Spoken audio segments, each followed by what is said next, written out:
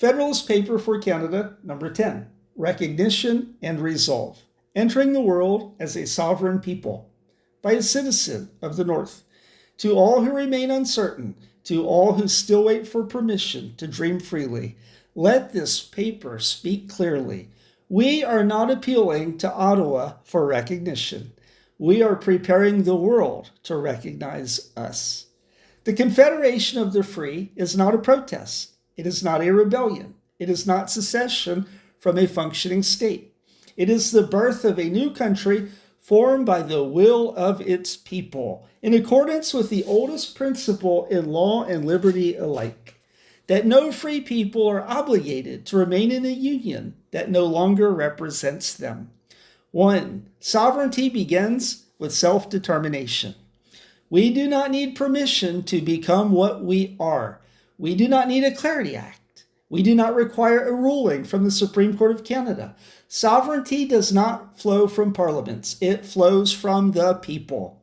The world recognizes this. The United Nations Charter recognizes the right to self-determination. So do the International Covenant on Civil and Political Rights and the African and European Human Rights Charters.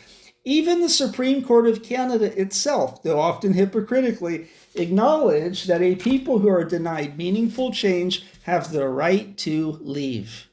Alberta, Saskatchewan, Manitoba, and every region willing to rise, you have that right, and soon you will have the structure to wield it. 2. What makes a nation recognizable to the world? International recognition does not begin with waving a new flag or declaring independence on social media. It requires seriousness measured by the presence of a governing body accountable to the people through elections, a defined population with clear citizenship policies, a demarcated territory with functioning civil and legal systems, the capacity to enter into foreign relations and maintain peace, a transparent declaration of independence, constitution, and rights. The Confederation of the Free must not only declare its existence, it must prove its readiness. 3. Recognition is earned through stability, not demands. We cannot force the international community to recognize us, but we can prepare so thoroughly that they cannot ignore us. The roadmap begins with a founding constitution that guarantees rule of law and protects minority rights, open referendums demonstrating popular will to form or join the Confederation, a functioning transition authority to manage currency, trade, law, and services, immediate formation of diplomatic outreach teams to build early recognition, a firm, nonviolent, orderly separation rooted in transparency and confidence. The more prepared we are, the more likely we are to be accepted. Chaos invites doubt, but order invites legitimacy.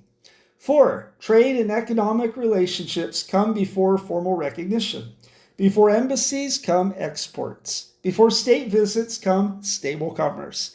A new confederation must secure bilateral trade deals with U.S. states, Mexico, the UK, and Asia-Pacific nations. Independent energy exports through U.S. corridors and ports. Agreements for banking access, digital commerce, and international investment. We will build the bones of recognition through relationship, not rhetoric. And to those who say no one will trade with us, we ask, do you trade with Ottawa or with oil, grain, fertilizer, beef, lumber, and lithium? The world needs what we produce. The world will deal with us. 5. Prepare for legal and diplomatic pushback and stand tall. Canada will fight our recognition. So be it. They will try to use their embassies, their treaties, and their status to paint us as rogue actors. But history is not on their side. Nations do not stay together through force. They fall apart when they refuse to listen. From South Sudan to the Czech Republic, from Kosovo to the Baltic states, new nations rise when old ones collapse under the weight of their own arrogance. We must respond not with violence, but with conviction, not with hatred, but with vision, and not with apology, but with certainty. 6. The role of the people, unity, discipline, and truth. The fastest path to international legitimacy is internal unity. The people of the Confederation of the Free must be calm and informed, united across political differences, protective of our movement against sabotage and misinformation, willing to reject violence and remain disciplined under provocation. A free nation will not be recognized if it looks like a riot, but it will be respected when it looks like the future. Conclusion: recognition is coming if we build something worth recognizing. The global community does not owe us recognition. We must earn it through sacrifice, clarity, and peace. But the world is watching, and it has seen nations born from blood, fire, and betrayal. Let it now witness one born from resolve, unity, and freedom. In Federalist number 11, we will lay out the structure of the first international treaties and priorities the Confederation of the Free should pursue, including energy corridors, defense partnerships, and border diplomacy. Until then, a citizen of the North.